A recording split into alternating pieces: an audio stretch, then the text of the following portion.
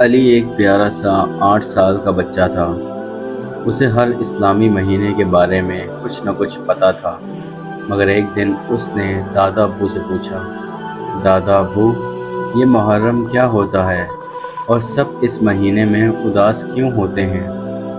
دادا ابو نے ہلکا سا مسکرایا اور کہا، علی بیٹا، یہ صرف اداسی کا مہینہ نہیں، یہ صبر، شجاعت اور سچائی کا سب سے بڑا درس ہے۔ پھر دادا ابو نے اسے ایک ایسا سچا واقعہ سنایا جو ہر مسلمان کے دل میں بسا ہوا ہے۔ حضرت امام حسین رضی اللہ تعالیٰ عنہ ہمارے نبی اکرم صلی اللہ تعالیٰ علیہ وآلہ وسلم کے نواسے ایک بہادر اور نیک دل انسان تھے۔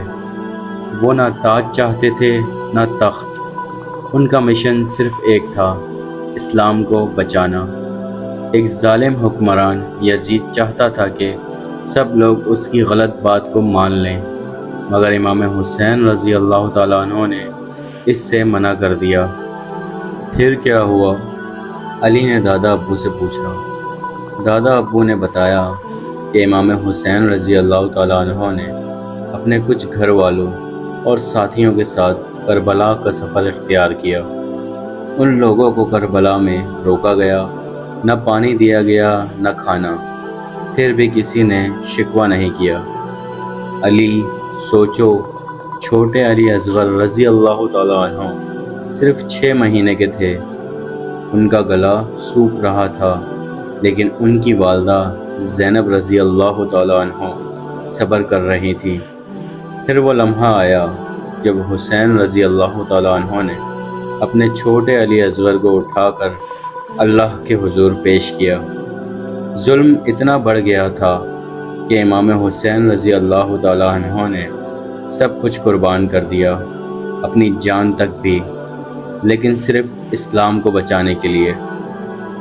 علی کی آنکھوں میں آنسو تھے۔ اس نے کہا، دادا ابو، کیا میں بھی کبھی امام حسین رضی اللہ تعالیٰ عنہ جیسا بہادر اور صبر کرنے والا بن سکتا ہوں؟ دادا ابو نے کہا، اگر تم بھی سچ بولنے والے، صبر کرنے والے اور نماز پڑھنے والے بنو تو تم بھی ایک چھوٹے سپاہی بن سکتے ہو۔